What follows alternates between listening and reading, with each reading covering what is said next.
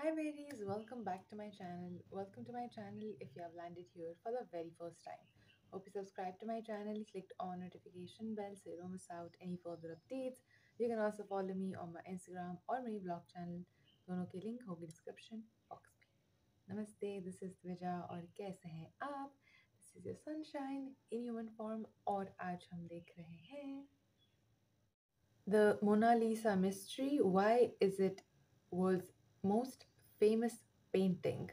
I know हमें evolution की series भी बाकी है, but the video that we are going to be doing now वो काफ़ी लंबा video है, and also the another video which I am doing today itself is a very long video. It won't be good for my phone storage. कुछ नहीं है इसके अंदर, but it is already a smaller storage phone, so नहीं आ पाएगा. So it's अच्छा है, बेहतर है we take a break from evolution series. We do this and then probably get on to that. जब दूसरा जो वीडियो होगा वो इतना लंबा नहीं होगा इसी की तरह. So yeah, let's go, let's get it. हर बार की तरह उम्मीद है वीडियो जाएगा, रहेगा, मजा आएगा. Playing. नमस्कार दोस्तों, 21 अगस्त 1911 फ्रांस की राजधानी पेरिस में मंडे मॉर्निंग का समय था. काफी चहल पहल थी. लोग अपने ऑफिस में काम पर जा रहे थे कि तभी अचानक से लूव्र म्यूजियम से 3 आदमी बाहर निकलते हैं.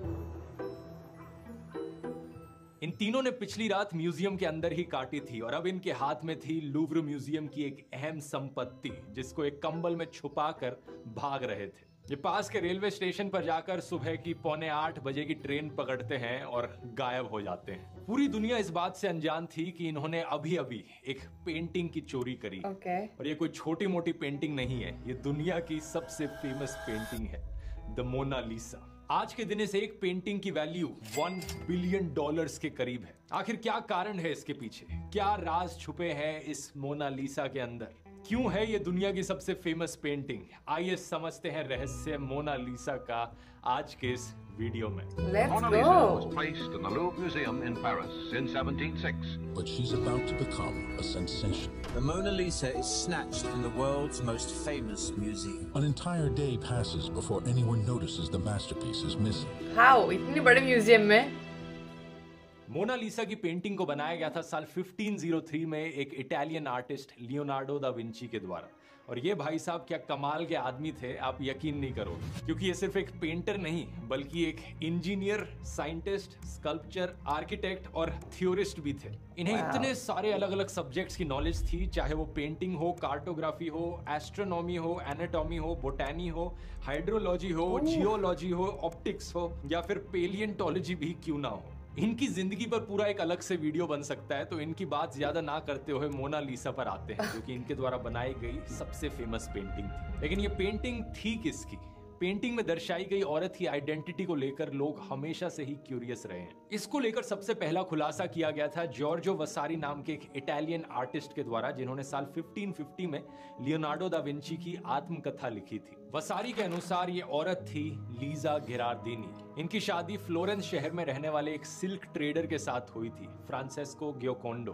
उनका कहना था कि फ्रांसेस्को ने पेंटिंग अपनी बीवी के लिए कमीशन करवाई थी और यहीं से ही इस पेंटिंग के 2 नाम निकलते हैं. पहला नाम जो हम सब जानते हैं मोना लिसा, ये आता है मडोना लिसा से. ट्रेडिशनली इटालियन भाषा में मैडम शब्द के लिए मडोना शब्द इस्तेमाल किया जाता है. तो मडोना लिसा का मतलब हुआ मैडम लिसा, और मेडोना का यहाँ शॉर्ट फॉर्म बना दिया गया Mona, Mona with a double N. और इसी चीज को इंग्लिश में लिखते हुए एक एन ड्रॉप कर दिया गया और ये मोना बन गया सिर्फ मोना. तो मोना लिसा का आज के दिन भी मतलब है मैडम लीजा या लेडी लीजा. और फिर आता है मोना लिसा का दूसरा नाम, जो कि है ला जोकोंडा. अपनी शादी के बाद लीजा गिरार्डिनी बन गई थी लीजा जोकोंडो.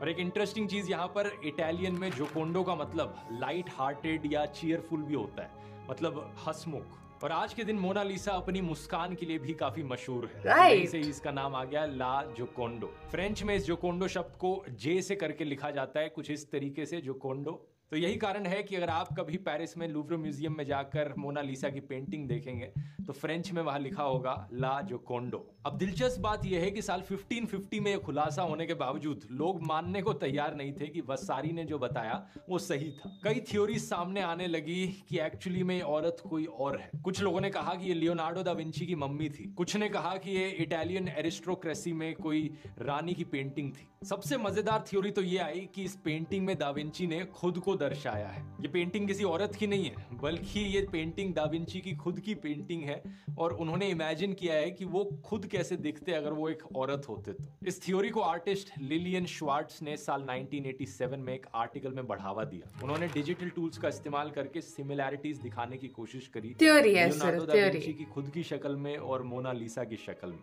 वैसे देखो, इस लॉजिक से तो किन्हीं भी दो चेहरों को एक के ऊपर एक रखकर उनमें सिमिलैरिटीज दिखाई जा सकती है। लेकिन आज हम काफी सर्टेनिटी से कह सकते हैं कि इस पेंटिंग में जो औरत दिखाई गई है वो लीजा जोकोंडो ही है। फ्लोरेंस में रहने वाले एक प्रोफेसर ने 25 साल तक इस चीज पर रिसर्च करी थी और आर्काइव्स ढूंढ के निकाले और साल 2004 में उनको इस चीज का क्लियर एविडेंस मिला इस बात को साबित करने के लिए। इन्होंने ये भी पाया कि दा विंची के परिवार का एक काफी करीबी रिश्ता था फ्रांसेस्को जोकोंडो के परिवार से। साथ ही साथ इन्हें इसका भी रिकॉर्ड मिला कि लीजा की शादी 5 मार्च 1495 में रजिस्टर हुई थी, जब लीजा की उम्र 16 साल थी और फ्रांसेस्को की खुद की उम्र करीब 30 साल थी। इन्होंने ये पाया कि लियोनार्डो दा विंची के पिता और लीजा के हस्बैंड एक दूसरे को बहुत अच्छे से जानते थे और ऐसा हो सकता है कि इस पेंटिंग को कमीशन कराने का काम लीजा के हस्बैंड के द्वारा नहीं बल्कि लियोनार्डो के पिता के द्वारा किया गया। पलांटी का कहना है कि जब मोनालिसा की ये पेंटिंग बनाई गई थी तब लीसा की उम्र 24 साल थी और इस पेंटिंग को बनाने के पीछे 2 कारण बताए जाते हैं। पहला, साल 1503 में जब फ्रांसेस्को और लीजा ने अपना खुद का घर खरीदा, या फिर दूसरा, दिसंबर 1502 में जब उनका दूसरा बेटा पैदा हुआ। ये दूसरा रीजन ज्यादा प्रोबेबल लगता है क्योंकि इससे 3 साल पहले 1499 में लीजा ने अपनी बेटी को खोया था। अब इस पेंटिंग को गौर से देखोगे तो आपको दिखेगा कि लीजा के बालों में एक पर्दा सा चढ़ा हुआ है। इसे कई लोग मोर्निंग वेल करके पुकारते हैं, यानी कि एक ऐसा पर्दा जो तब चढ़ाया जाता है जब परिवार में किसी की डेथ हो गई हो। अब एक सवाल यहाँ पर यह भी उठता है कि अगर दा विंची इटालियन थे, मोनालिसा इटालियन थी, तो ये पेंटिंग आज फ्रांस में क्या कर रही है? इसको लेकर बात कुछ ऐसी है कि साल 1516 में फ्रांस के राजा Francis I Leonardo da Vinci को इनवाइट करते हैं कि वो फ्रांस में आकर रहने लगे और इसी के चलते दा विंची इटली से फ्रांस शिफ्ट हो जाते हैं और अपने साथ मोनालिसा की पेंटिंग भी लेकर जाते हैं। हिस्टोरिकल रिकॉर्ड्स इस चीज पर क्लियर नहीं है, लेकिन कहा जाता है कि दा विंची ने अभी तक भी इस पेंटिंग को कंप्लीट नहीं किया था। पेंटिंग शुरू करने के 15 साल बाद भी वो इस पेंटिंग पर अभी भी काम किए जा रहे थे, इसे और मॉडिफाई करके और अच्छा बनाने की कोशिश कर रहे थे। इसी बीच साल 1519 में राजा के महल में रहते हुए लियोनार्डो दा विंची का देहांत भी हो जाता है और ये पेंटिंग राजा अपनी रॉयल कलेक्शन के लिए रख लेते हैं अपने पास। इसके करीब 150 साल बाद जाकर साल 1797 में जब फ्रेंच रेवोल्यूशन होती है तो इस पेंटिंग को राजा के महल से बाहर निकालकर लूव्र म्यूजियम में रख दिया जाता है। वैसे फ्रेंच रेवोल्यूशन पर मैंने एक अलग से वीडियो बनाया, आपने नहीं देखा हो तो इसका लिंक डिस्क्रिप्शन में। अब इंटरेस्टिंग चीज ये है कि इसी कारण की वजह से मोनालिसा चुराई जाती है साल 1911 में, जिसकी बात मैंने वीडियो के शुरू में करी थी। इस चोरी के मास्टरमाइंड थे विंचेंजो पेरुगिया, जिन्होंने अपने 2 दोस्तों के साथ मिलकर ये पेंटिंग चुराई थी और ये एक इटालियन नेशनलिस्ट थे। इनका मानना था कि ये पेंटिंग इटली के पास होनी चाहिए, फ्रांस के पास नहीं, इसलिए इसे चुराकर इटली में लेकर जाते हैं। उनको भी करना चाहिए ऐसा कुछ। पेंटिंग को चुराना बड़ा रिस्क का काम है, स्पेशली जब इस पेंटिंग की कीमत मिलियंस ऑफ डॉलर्स में हो। तो जाहिर सी बात है विंचेंजो इस चोरी के बाद बिल्कुल भी सेफ फील नहीं कर रहा होगा। लेकिन इससे पहले इस पेंटिंग की खासियत जानते हैं, आखिर क्यों ये इतनी स्पेशल है। सबसे पहली चीज तो ये है कि मोनालिसा को किसी पेपर पर, कैनवस पर या कपड़े पर नहीं बनाया गया, बल्कि इसे पेंट किया गया है एक पोपलार की लकड़ी पर। उस जमाने में ये इटालियन पेंटर्स की फेवरेट लकड़ी हुआ करती थी। दूसरी चीज, ये पेंटिंग साइज में कोई ज्यादा बड़ी पेंटिंग नहीं है। वैसे ये फोटोज देखो आप म्यूजियम में जहां रखी हुई है, इंसानों के कंपैरिजन में इसका साइज देख सकते हो। ये सिर्फ 77 centimetre bye 53 centimetre, average normal. लेकिन फिर भी इसे इतना खास माना जाता है क्योंकि इटली में अपने जमाने में ये सबसे पहली ऐसी पेंटिंग थी जो इंसान पे इतने क्लोजली फोकस कर रही है। ये एक हाफ लेंथ पोर्ट्रेट है। आज के दिन इस तरीके के शॉट्स फोटोग्राफी में बड़े कॉमन होते हैं, लेकिन उस टाइम कोई इस तरीके की पेंटिंग्स नहीं बनाता था। ओवरऑल इस पेंटिंग की कलर ग्रेडिंग देखोगे तो काफी सारे ब्राउन और येलो कलर के शेड्स दिखेंगे। काफी डल सी पेंटिंग लगती है। ये इतनी येलोइश है कि एक टाइम पर एक प्रोफेसर ने तो लीजा को एक कोलेस्ट्रॉल का पेशेंट डिक्लेयर कर दिया था। लेकिन इसके पीछे 2 कारण है। पहला ये कि इस पेंटिंग के ऊपर एक वार्निश की लेयर लगाई गई है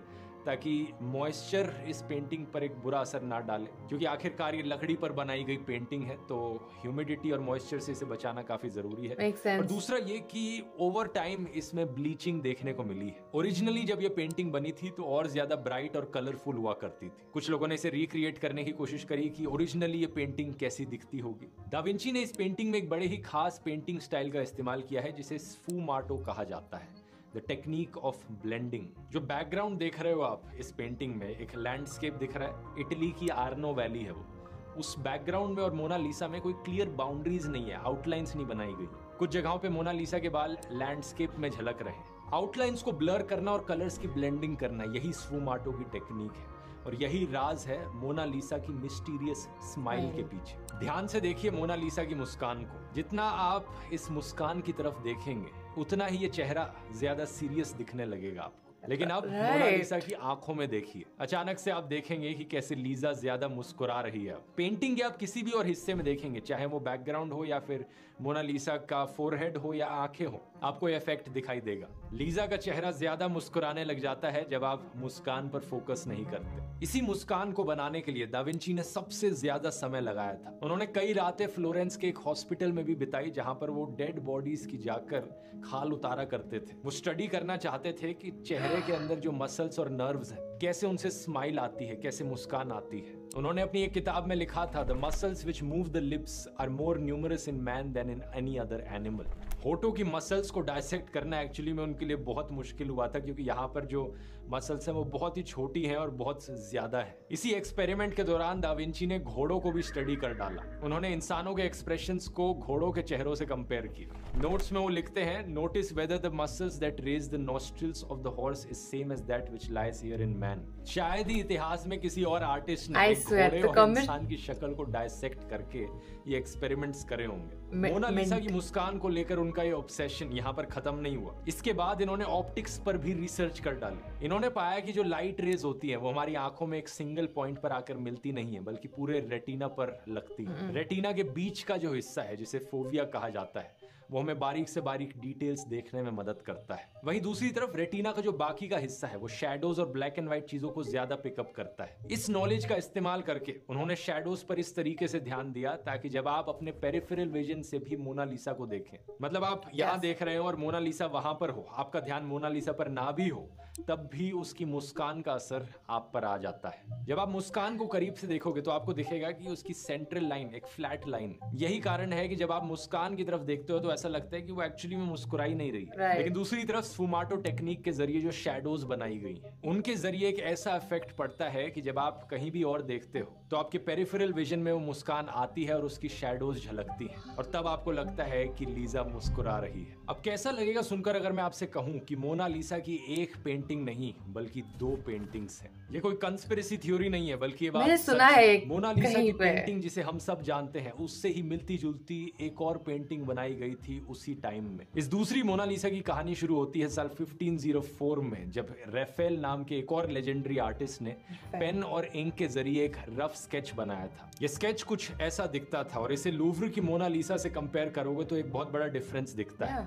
राफेल के स्केच में 2 कॉलम्स दिखाई देते हैं मोनालिसा के पीछे। यहाँ रिसर्चर्स को लगा कि राफेल ने अपनी ड्राइंग एक्चुअल मोनालिसा की पेंटिंग को देखकर ही बनाई होगी, तो इसमें कोई बड़ी चीज नहीं। लेकिन इस थ्योरी को साल 1993 में एक जर्मन आर्ट हिस्टोरियन ने डिस्प्रूव किया और प्रोफेसर पलांटी, जिनकी बात मैंने पहले भी करी थी, जो 25 सालों तक रिसर्च कर रहे थे मोनालिसा की आइडेंटिटी पर, उन्होंने कंफर्म किया कि राफेल एक्चुअली में फ्लोरेंस शहर में कुछ समय के लिए जो कोंडो परिवार के घर के एकदम सामने ही रहते थे। तो क्या इसका मतलब ये हुआ कि राफेल ने अपनी खुद की पेंटिंग बनाई सेम सब्जेक्ट के साथ, सेम औरत को सेम पोज में बिठाकर? ये काफी अनबिलीवेबल लगता है। इस सवाल का एक और जवाब ये हो सकता है कि एक दूसरी मोनालिसा की पेंटिंग एग्जिस्ट करती है जिसे देखकर राफेल ने अपनी ड्राइंग बनाई, और ये दूसरी मोनालिसा की पेंटिंग दुनिया के सामने आती है साल 1914 में। लंदन के पास रहने वाले एक नॉवेलिस्ट जॉन आर आयर के पास एक मोनालिसा का नया वर्जन था। ये है वो नई मोनालिसा की पेंटिंग, वही पेंटिंग जिसके बेसिस पर राफेल ने अपनी ड्राइंग बनाई। ये दूसरी मोनालिसा लूव्र में रखी मोनालिसा से 3.5 फीट ऊंची है और 5 फीट चौड़ी है। और इन दोनों पेंटिंग्स को अगर आप कंपेयर करोगे तो 3 चीजें सामने आती हैं। पहला, इस नई मोनालिसा में जो औरत है not वो exactly ज्यादा same यंग at लग all. रही है। दूसरा, इस नई पेंटिंग में जो सिर है वो थोड़ा सा आगे की तरफ टिल्टेड है। और तीसरा, इस नई मोनालिसा की जो एक्सप्रेशंस हैं वो बहुत ही स्ट्रेट फॉरवर्ड और क्लियर है। इसकी मुस्कान में वो मिस्टीरियस बात नहीं है जो लूव्र की मोनालिसा के बारे में है। और बैकग्राउंड में जो 2 कॉलम्स दिखाई देते हैं वही राफेल की ड्राइंग में भी दिखाई दे रहे थे। इन्हीं सब कारणों को देखकर एक्सपर्ट्स के द्वारा एक नई थ्योरी बताई जाती है कि लियोनार्डो दा विंची एक्चुअली में 2 मोनालिसास पर काम कर रहे थे। ये दोनों ही मोनालिसास एक्चुअली में लियोनार्डो दा विंची ने ही बनाई थी, लेकिन ये आयलवर्थ वाली जो मोनालिसा बाद में पाई गई, ये पहला वर्जन था दा विंची की पेंटिंग का। तब वो अपने स्टाइल से एक्सपेरिमेंट कर रहे थे और यही कारण है कि उस पेंटिंग में जो मोनालिसा दिखती Most है possible उसकी one. एज काफी यंग लगती है दूसरी मोनालिसा के कंपैरिजन में। ये एक ऐसी थ्योरी है जो आज के दिन तक डिबेट का मुद्दा है। साल 2010 में मोनालिसा फाउंडेशन ने आयलवर्थ वाली मोनालिसा पर एक इन्वेस्टिगेशन शुरू करी उसके पीछे राज पता लगाने के लिए, और इन्होंने अपनी एक दूसरी थ्योरी बनाई। इन्होंने कहा कि इस नई मोनालिसा का जो चेहरा है और जो हाथ है वो दा विंची ने खुद बनाए हैं, लेकिन जो बैकग्राउंड है उसे किसी इंफीरियर आर्टिस्ट ने बनाया है। हो सकता है लियोनार्डो की वर्कशॉप में काम करने वाला कोई बंदा हो जिसने इस पेंटिंग को पूरा करने का काम खत्म किया। ये दोनों ही थ्योरीज आज के दिन तक सिर्फ थ्योरीज हैं, क्योंकि ठोस सबूत किसी भी साइड को लेकर नहीं मिले हैं। हम मोनालिसा की चोरी पर वापस आए तो पता चलता है कि इस चोरी के मास्टरमाइंड विंचेंजो पेरुजिया एक्चुअली में एक एम्प्लॉय थे लूव्र म्यूजियम में। एक दिन वो म्यूजियम That's के why it कोने में was छुप जाते easier. हैं और पूरी रात वही काटते हैं, जिसके बाद सुबह वो चोरी कर कर निकलते हैं पेंटिंग को। इनका मानना था कि लियोनार्डो दा विंची क्योंकि इटालियन थे तो इस पेंटिंग को एक इटालियन म्यूजियम में होना चाहिए। जैसे ही ये चोरी की खबर फैलती है दुनिया भर में हेडलाइंस छप जाती हैं। 50 डिटेक्टिव्स इस काम पर लग जाते हैं कि किसने चोरी करी उसे ढूंढ कर निकालो, लेकिन कोई ढूंढ कर नहीं निकाल पाता। 2 साल तक पेरुजिया इस पेंटिंग को अपने पास घर पर छुपा कर रखते हैं। वो सोचते हैं कि क्या किया जाए इसके साथ, पूरी दुनिया इसकी खोज में लगी है। फाइनली वो इम्पेशेंट होकर इस पेंटिंग को बेचने की कोशिश करते हैं। फ्लोरेंस शहर में रहने वाले एक आर्ट डीलर को पेंटिंग बेचने की कोशिश करी जाती है, जियोवानी पोगी। जियोवानी सस्पिशियस हो जाते हैं और पेंटिंग पे पीछे लगी स्टैम्प को देखकर कंफर्म करते हैं कि यही चोरी की गई पेंटिंग है। इन्हें दुनिया का मोस्ट वांटेड सामान बेचा जा रहा है। इसी के चलते विंचेंजो पकड़े जाते हैं और उन्हें 6 महीने की सजा होती है। पेंटिंग को दोबारा से लूव्र म्यूजियम में लाकर रख दिया जाता है 4 जनवरी साल 1914 में। आज के दिन ये पेंटिंग यहीं रखी है एक बुलेट प्रूफ ग्लास के पीछे, स्ट्रिक्ट क्लाइमेट कंट्रोल्ड कंडीशंस में, जहां ह्यूमिडिटी बरकरार रखी गई है 50% ±10%। टेम्परेचर स्ट्रिक्टली मेंटेन किया गया है 18 से 21 डिग्री सेल्सियस। इस पूरी कहानी में शायद सबसे इंटरेस्टिंग बात यह है कि इस चोरी के बाद ही मोनालिसा की पॉपुलैरिटी बढ़ने लगती है और ये दुनिया की नंबर 1 फेमस पेंटिंग बन जाती है। सही सुना आपने, चोरी से पहले मोनालिसा इतनी फेमस पेंटिंग नहीं थी। जिन लोगों को आर्ट में दिलचस्पी होती थी वो मोनालिसा के बारे में जानते थे, लेकिन आम जनता को पता नहीं था कि मोनालिसा क्या है। तो आज के दिन अगर आप कभी लूव्र म्यूजियम में जाके मोनालिसा की पेंटिंग देखते हो और चारों तरफ भीड़ ही भीड़ दिखाई देती है, तो इस पॉपुलैरिटी के लिए ब्लेम जाता है सिर्फ और सिर्फ विंचेंजो पर। ये वीडियो पसंद आया तो कोहिनूर वाला वीडियो भी जरूर पसंद आएगा आपको। यहाँ क्लिक करके देख सकते हैं जहां मैंने समझाई है कोहिनूर की मिस्ट्री। बहुत बहुत धन्यवाद। I'd love it. I'd love it. See, I really enjoy evolution videos क्योंकि वो मेरे टॉपिक पे है। But at the same time, I enjoy mystery so much that it like divide कर लेती है मेरा opinion when I say कि अरे ये वाला best video था। I still loved the videos that I've seen. I'm not going to say this is the best video I've seen up till now, but I love the mystery wale videos so much. It just, I don't know, probably a human thing of being curious. But I did know, see, I'm not a big art wala person in this sense. I am a dancer myself, so I am a creative artist. I do create choreographies and stuff. So वो अलग है, लेकिन ये art एकदम अलग है। And I really never even like drew or painted anything in school और वो सब, मतलब मैं मेरी friend को दे देती थी and she would do it for me. I've been that kind of person. So of course I knew Mona Lisa and I have heard few theories around it जो इन्होंने बताई. Because I like mystery and theories and everything, that's the only reason I saw it. So मुझे कुछ idea था, but when few of you suggested for me to do this, I think it's gonna be fun, and I'm glad कि हमने ये किया. It's very interesting. I had goosebumps quite a few times because it's, oof, my reaction to that ages were really weird because okay, I think पहले के ज़माने में ये चीज़ was a normal, but if I'm not wrong, 30 and 16 is just downright. Anyway, अभी नहीं हो सकता है वो, अभी नहीं होगा. Thankfully, thank God, इस तरह से हमने थोड़ा बहुत um, प्रगति की है.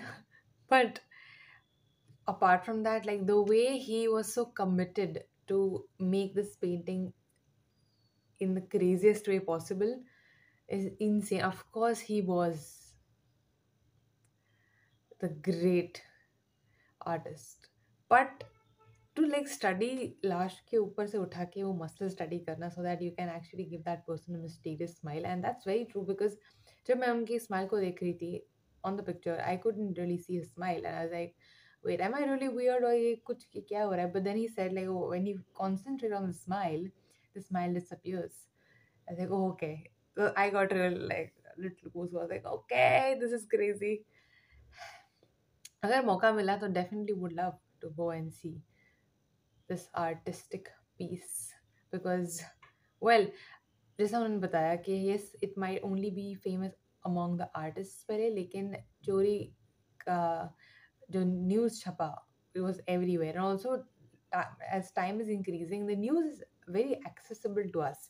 Right now, if something was viral, literally everyone knows because it just gets spread like wildfire.